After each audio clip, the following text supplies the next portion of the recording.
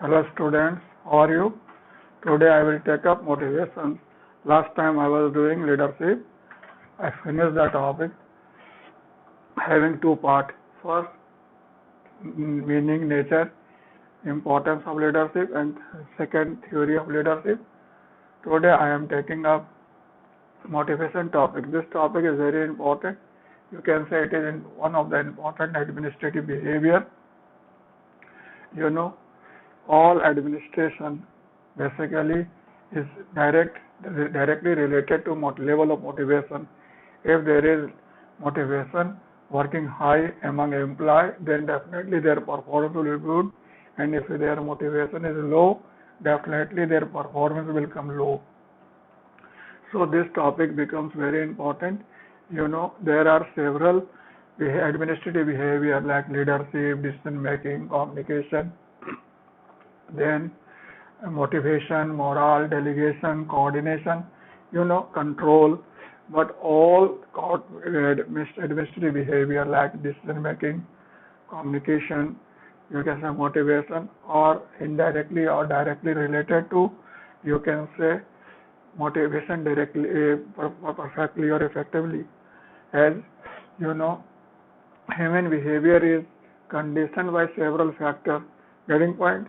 It is conditioned by biological factor, it is considered by cultural factor, it is considered by situational factors, and decision making, communication, then you can say control, then you can say supervision, delegation are different attributes of administrative behavior, which can be effective or ineffective depending on level of motivation. If motivation is good, it will push administrative behavior towards that direction. If motivation is low, it will not work and it will not move direct behavior towards that goal. So this is very important thing. The term motivation is basically derived from the Latin word movere. Movere means to move forward. It is basically a psychological process in which one individual is instigated and activated by particular goal or particular needs, or you can say deficiency, and move towards attainment of certain goals and objectives. Getting my point? See, in organization, the head of organization is ultimately responsible for everything, and number of employees are far distant from his control or his approach. So how he can do to get the work of organization executed by them? What should he do? He can do one thing. He can motivate them, and if he motivate them properly, then his work will be over, and the worker will themselves start working in their direction, and they will perform best. Presently, you are here, and your guardian and parents are far distant from this place. Then which force is enforcing you or inducing you to continue at work? You have a multiple opportunity. Today itself, you can go to see movie. You can move to any place with your friends and wander here and there. You can go for marketing. You are not going anywhere. You are stick to your class and you are continuing with class. And what is the reason why you are sitting here? So that is some sort of motivation working in you, and it is working something like self-control, and it is inducing you to continue at work. So this is motivation, I tell you. So motivation is a psychological process which induces an individual to move towards certain goal or objective. So several scholars have defined motivation in their own words. As being a student of public administration, you are required to understand two or more definitions, particularly on this topic. So I am taking up first definition by Fred Luthans.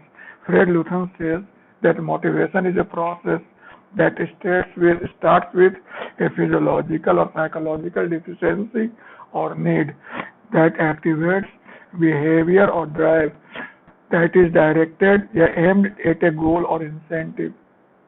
Getting point? So what is the three things you require to understand here?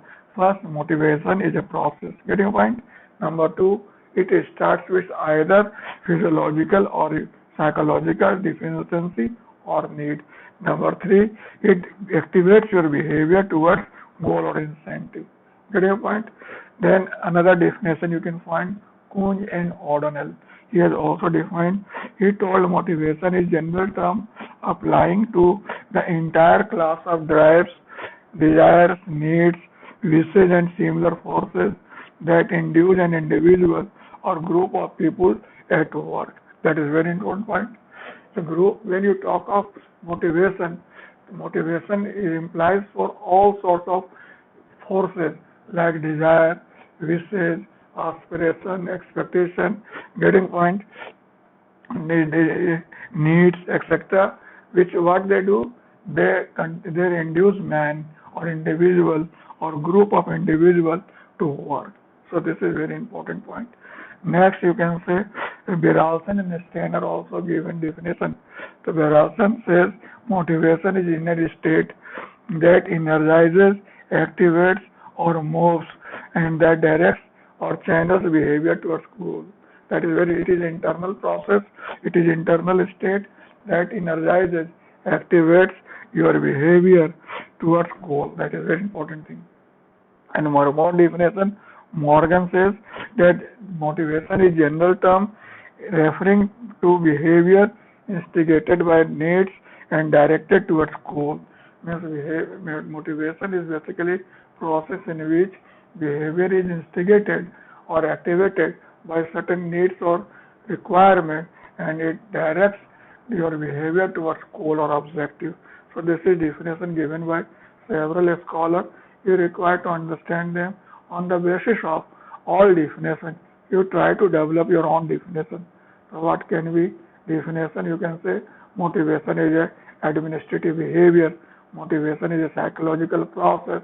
Motivation is a internal process in which an individual is basically induced by either some deficiency or need, and its behavior is directed towards certain goal or objective. Getting point? It is force which induce an individual or group of people to work to continue on work. So that is very important point. It is a motivation which continuing you to prepare for BPSC or UPSC exam. If no motivation, you will drop a preparation. It is the motivation which inducing you to continue. That is very important point. I tell you, from morning to evening, from birth to death, an individual is directed and instigated by only motivation. If motivation is really missing or it is lost, then there is no rationality of life even. People will die. People will not survive. We reach to that level only due to level of motivation. It is inducing us to move forward in better direction. So this is the basic point. So what is use of motivation? If you have motivation, what sort of energy you will find? You will get some sort of insightness, you will get freshness, you will get fresh energy in yourself. That is why it will cause self-control in you. It will give opportunity to fulfill your desire. It also gives opportunity to get satisfaction. It is basically causes increasing your earning and productivity. Ultimately, it increases or it benefits organization also.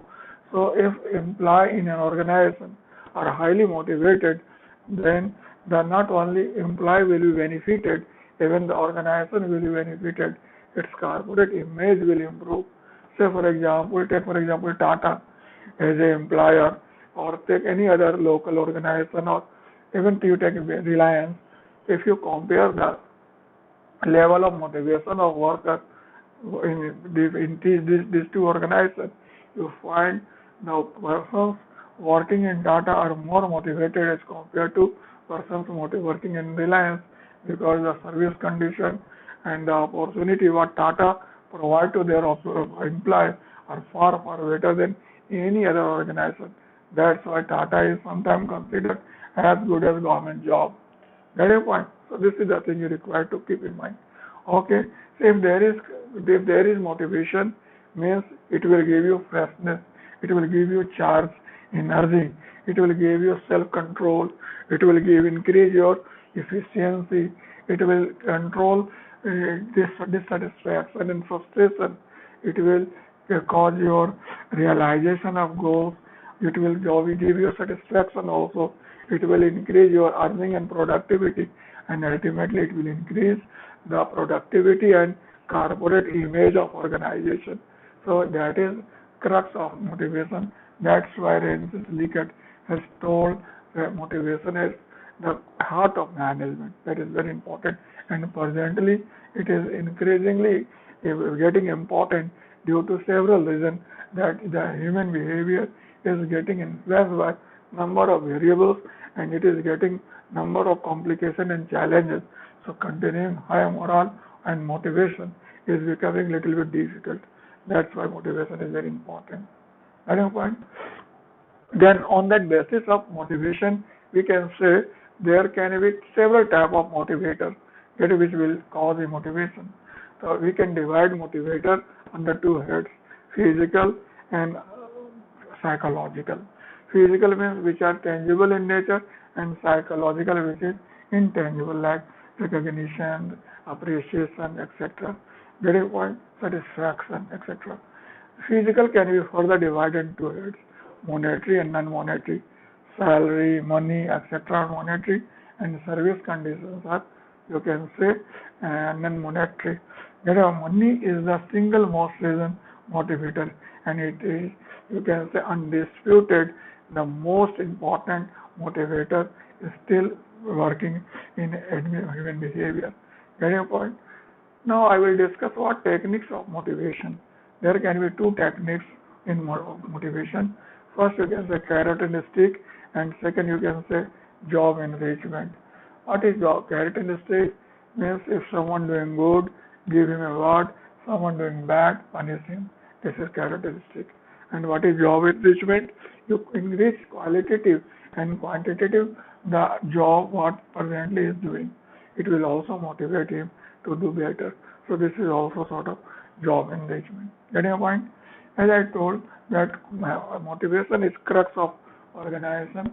That's why it has direct bearing with the performance of employees and ultimately with the functioning of organization. That is why it has been right from beginning a major source of you can say attraction between research and development. As a result, several theories in motivation develop. So we can divide motivation theory under two heads. First, traditional theory. Second, behavioral theory. Traditional theory means that is theory based on classical approach. It is also called characteristic principle, your characteristic theory, economic theory, or you can say singular theory of motivation. Get your point? In which we define motivation only in terms of economic factor. We consider individual as rational man, and we consider only through reward or punishment one can be motivated. It does not take care of social psychological aspect, Taylor scientific management theory, bureaucratic theory, administrative theory, all supported the traditional theory of motivation. But as it did not take care of social psychological dimension, that is why it was rejected and it was replaced by behavioral theory. As the name suggests, behavioral theory explains behavior motivation in behavioral perspective, how an individual responds, how he motivates, etc. That there are several theories developed on behavioral approach which can be classified under two heads, content theory and process theory. In content theory, we try to understand what are the reasons which cause motivation. Get a point? And in process theory, we try to know what are the steps involved in motivation process. Just as I tried to point out. Here, if you take this side, this is content theory, and this is process theory. This is process stages through which motivation works. Getting a point? And here I will put what can be reason, what can be factor causing motivation. So when suppose unfulfilled need, your need is unfulfilled, that is content causing motivation. And what will it will cause? It will create some sort of desire and willingness in you. It will change your behavior. it will cause goal-directed activity. Then you will get goal satisfaction. Then you will get satisfaction, and you can say you will get goal attainment, satisfaction. But in turn, as the first need gets satisfied, then another desire will come, and this way this process continues. One more explanation I tell you: if there is motivation caused by content theory, then it will cause desire. Desire will cause tension. Tension will cause action. Action will cause satisfaction. It will cause repetition, and this way the process continues. So this is theory of motivation. That is very. The content theory discuss what are factors responsible for motivation, and process theory discuss what are stages involved in motivation process. Getting point? In Maslow hierarchy, Herzberg two-factor model, McGregor theory, action theory are example of content theory. It deals with the what portion of motivation. And process theory, Stacey Adams, Victor Broom, and Skinner, their theory come under process theory. They deal with how portion of motivation. This comes to what portion, this comes nothing to do how portion. So we will discuss later on. Today I will take up two theories. First I will take up Maslow need hierarchy theory, and second I will take up two-factor theory developed by Friedrich Herzberg. Get your point? So our other theory I will take up in the next class. So Maslow two-factor hierarchy, need hierarchy theory is the most celebrated theory or model of, you can say, administrative behavior. Getting a point? It is developed by Abraham Maslow in his article, The Theory of Human Motivation, published in 1943. Getting a point? He has written one book. The name of book was Motivation and Personality, which was published in 1954. You know, he was a psychologist, and through social psychology, psychological analysis, he tried to explain how the motivation works. Getting why he says that unfulfilled needs is basically cause of motivation. Means the needs which are not fulfilled basically cause motivation. Getting a point? So he identified the all needs of human being and classified and arranged into a hierarchy that is called need hierarchy theory. He identified all needs of human being under 5 heads and arranged them in a hierarchy that is called need hierarchy theory. So in first, the most important need is physiological need. Afterward, there is safety need. Third is social need. Fourth is esteem need, and last is self-actualization need. Get a point? The first FN, first of all, one individual is motivated by physiological need. Physiological need, you can say, that is biological needs. These are very much important for survival. Get a point? It includes hunger, thirst, sex, sleep, etc. Roti, kapda, makan. These are very important for survival. If these things are not getting fulfilled, human life cannot survive. You might have noticed just now, just in recent days, that due to lockdown, number of UK migrant workers took influx. They started migrating to their native place only due to fact that their physiological needs were not fulfilled. So this is very important point. These needs are basically of finite nature, but is of periodic nature. Means, suppose I take food just now, then it doesn't mean that it is forever. I require to take food after 6 or 8 hours again. So this is basically it. Get a point? If this need is partially or completely fulfilled, then I can move to safety needs. As being human being, I am very insecure wherever future is concerned, wherever financial security is there, wherever physical security is there. So here, and in that individual try to fulfill the safety needs. He purchases insurance scheme, he purchases health insurance scheme, he constructs building a home for shelter, he gives some money for deposit for security purpose, etc. Getting point? This is also finite nature, and basically when this is getting fulfilled, Then he comes to number 3 level needs, that is social need. Human being is social animal and he cannot live without society. So at this level he try to fulfill the needs necessary to be in society.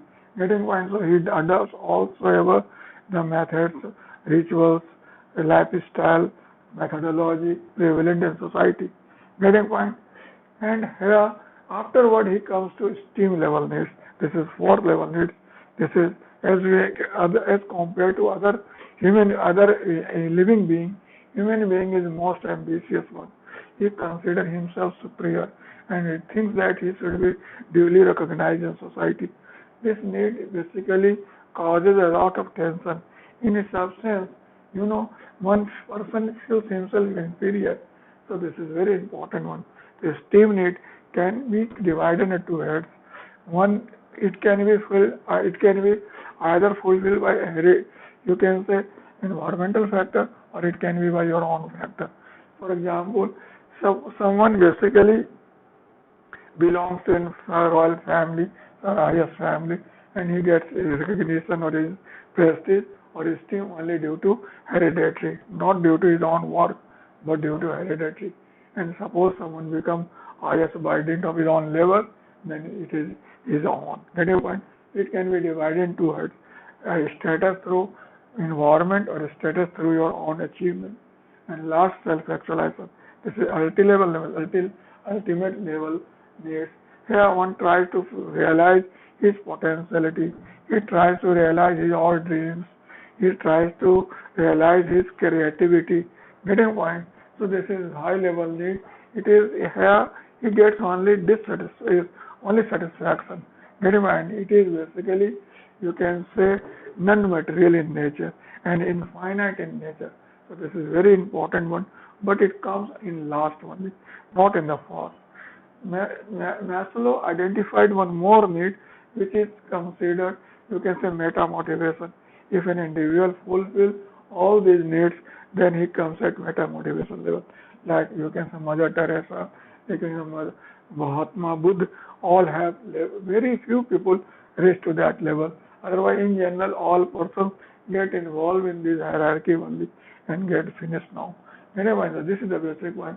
So, first of all, an individual, what he tries to do, physiological need, then he moves to safety needs, and social, then esteem, then self-actualize.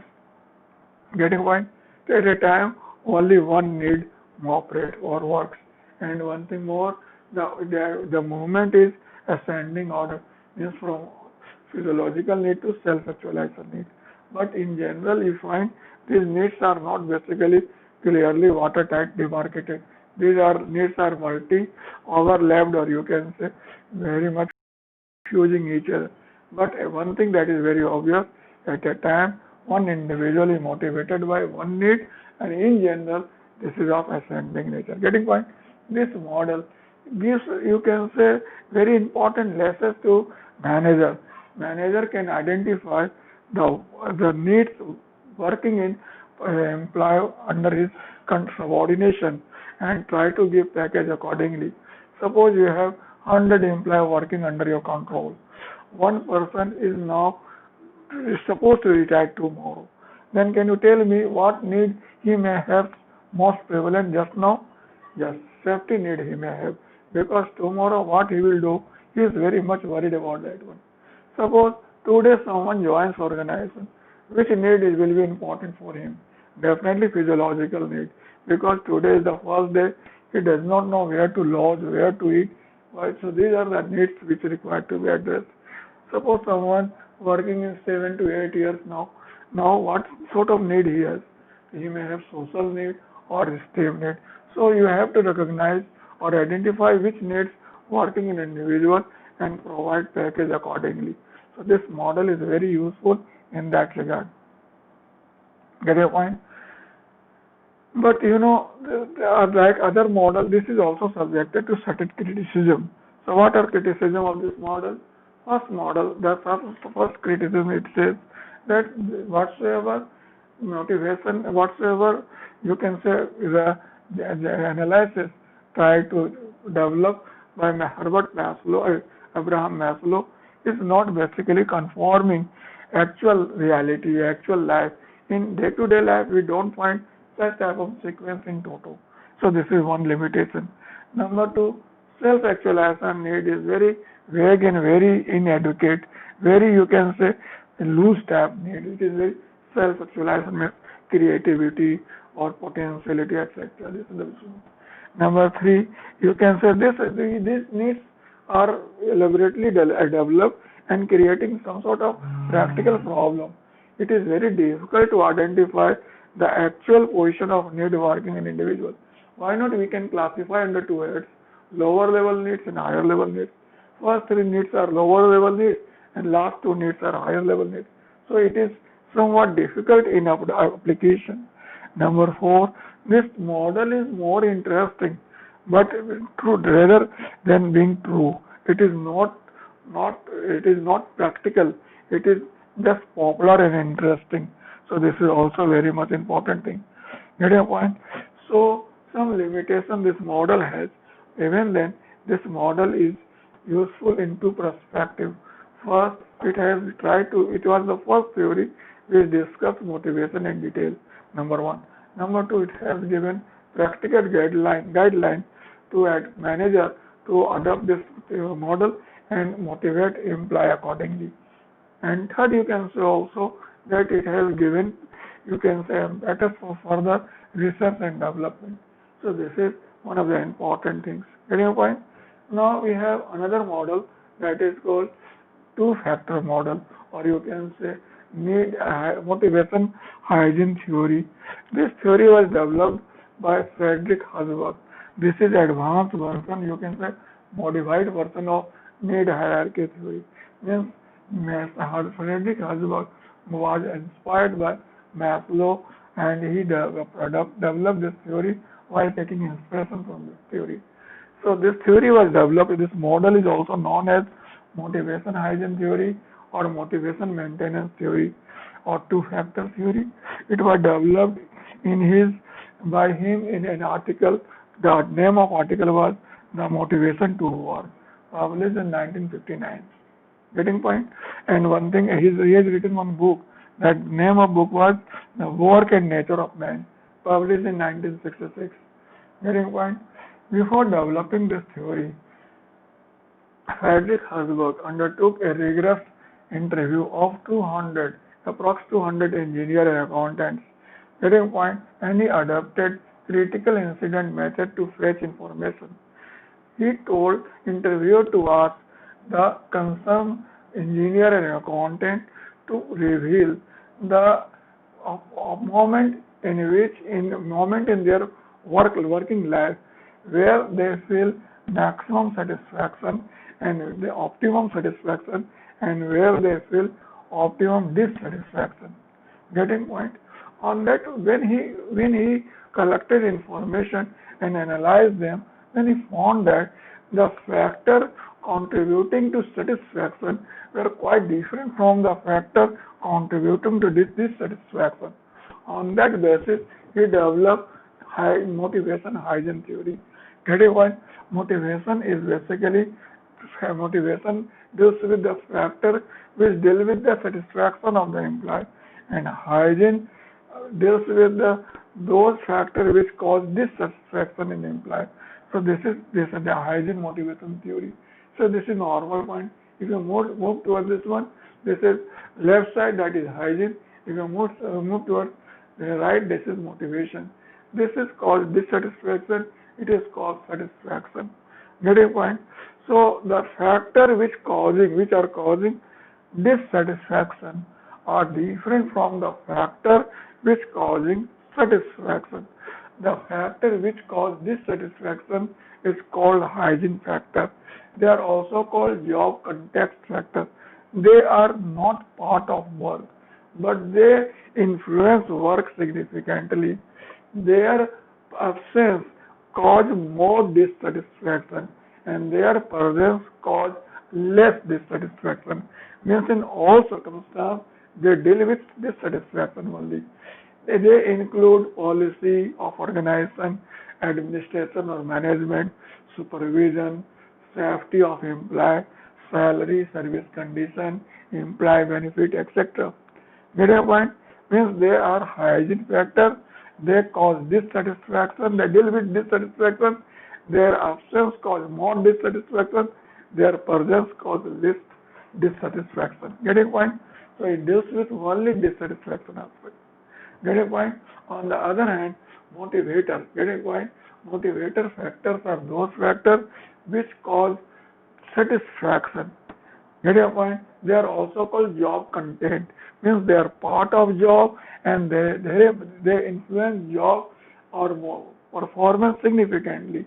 Get your point? Their availability cause more satisfaction and their absence cause less satisfaction. Means in all circumstances it deals with satisfaction. Here promotion, you can say achievement, recognition, challenge, development are considered as motivator factors. So now we have two factors. One factor is called hygiene factor, which cause dissatisfaction. Other factor called motivator, which cause satisfaction factor. Get a point? Here, when you talk of hygiene factor, here the person who is responding to this, you can say factor, are behaving like an Adam's behavior. Adam's behavior means like an human, like an animal that it doesn't want pain from environment. It just avoid it. Getting point?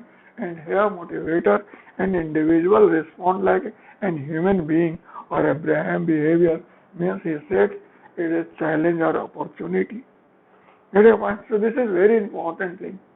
Getting point? Presently suppose how many person in present see corona and lockdown as you can say factor of hygiene or factor of motivator. You know 99% person will consider as hygiene or challenge or worse. No one take it as a challenge or opportunity of development and you can say performance. No one will take. Get your point? So here this is hygiene factor, this is motivator factor, and you are a manager and you have to manage these two factors accordingly. Getting point? There may be some person in our organization which may be motivated by hygiene factor only. There can be some person who can be motivated by hygiene motivator factor only. Then you have to provide package accordingly. And in general, whatsoever you give to your employee should have blend of both hygiene and motivator factor. Hygiene factor will create background and motivator factor will cause satisfaction. If in absence of hygiene factor, motivator will not work, and alone hygiene will do nothing. It will do up to a certain level. Afterward, it will not work. So both combination of hygiene and motivator factor is in general required to have proper motivation and productivity. Getting point? So this model is very, you can say, useful to manager to identify your worker and provide package accordingly. Getting point? So this model you can say more pragmatic, more realistic, more you can say pragmatic because it does not deal with 5 or 6 needs. It deals with only 2 factors which is easily to be identified. Getting point? So this model seems to be more convenient as compared to this one. Getting point? So this model has also some limitation as need hierarchy theory has. Getting point? The most important limitation is concerned with its formulation. As I told, it was developed after having interview of 200 chartered accountants and engineers interview. That was the basis for this formulation of this theory. So here the critics say that it is basically bias, rater's bias it has. Means those who took interview may be biased and may not have collected right information. Number 2, since it introduced or it adopted critical incident method, it took only the most, you can say, optimum satisfaction and optimum dissatisfaction aspect. It did not cover the normal satisfaction and dissatisfaction aspect. Number 2. Number 3, human behavior is very complicated. It is very difficult to say which factor by which factor human being will be motivated or demotivated. Get a point? Number 4, it does not take care of, you can say, environmental aspect or situational variable aspect. Get a point? And 5th, it discuss on satisfaction, not on productivity, which is very much important in organization. So this is also having limitation. First, I told some methodological problem. Second, you can say you did not take care of ordinary behavior, you take just optimum behavior. Number three, you did not take care of situational variables. Number four, you are just taking simplistic view of human behavior. Human behavior is not simple, very complicated it is. Get a point, and you are talking of worldly satisfaction, not productivity. Despite this limitation, Maslow-Herzberg model is more pragmatic and more suitable for organization. Here you require to do two things. You identify your worker, whether he is hygiene seeker or motivator seeker, and provide package accordingly. Number one. And number two, whatsoever package you are going to provide them, it should have blend of both hygiene and motivator factors so that it will address both the aspects. First, we'll do get a point. The job dissatisfaction, removal of job dissatisfaction, and second we'll do motivation. Like doctor gives two types of things: antibiotics and tonic. The antibiotic has to do with the biotics working in your body, and tonic has to increase your competence at the same level. So this is the basic thing you require to give them. Get your point?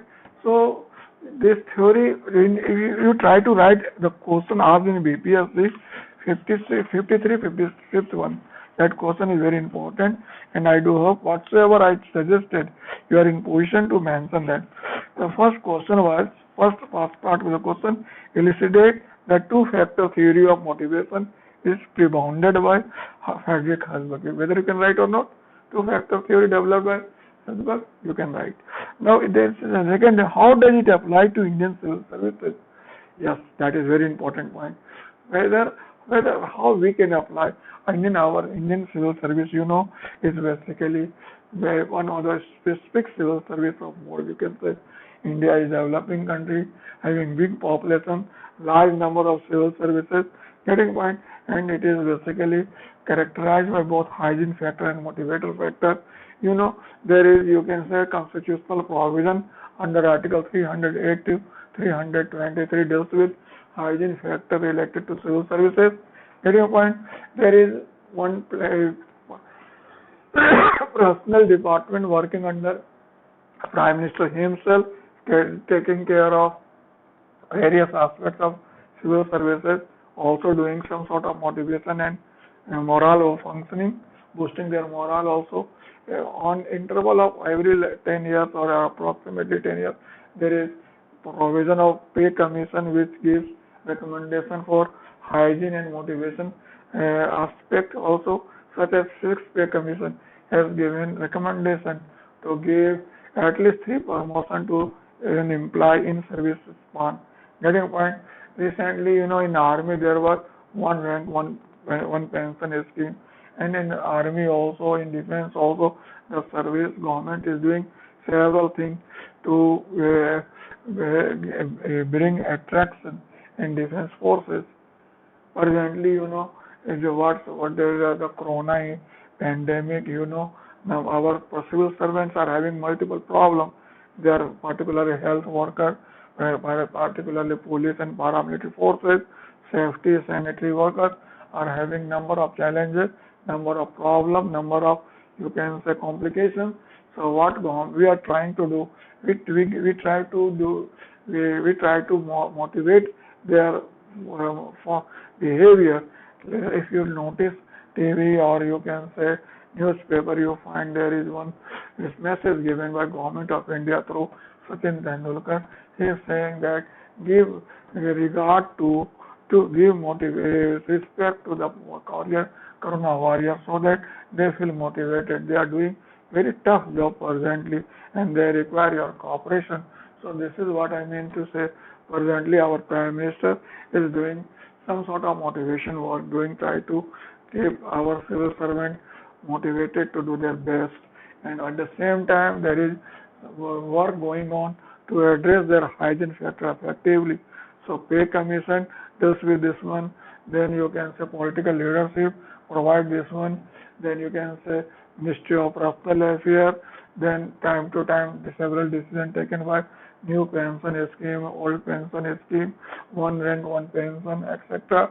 The several provision with regard to conduct rules, etc. They deal with civil services, either describing or addressing hygiene factor or motivator factor. So you can say this model, particularly India is a developing country, so here hygiene factor is more significant and equally motivator is important one, but hygiene factor is more important. That's why this model gives very much opportunity, or you can say avenue for analysis, elaboration, and you can say advancement for civil services. If you take notice of this model, you can apply various concepts, various dimensions of this theory to in civil services to increase their morale and motivation effectively. You're required to give package to our civil servants which have blend of both hygiene and motivator factors. If you will give only motivator factor, not hygiene, it will not work. And if you are giving only hygiene, not motivation, that it is also very not working. So you should have blend of this thing, both hygiene and motivator. So you take note of this question and try to write your answer and post to me. And if you have any difficulty, you can contact me. Okay? All the best. Enjoy.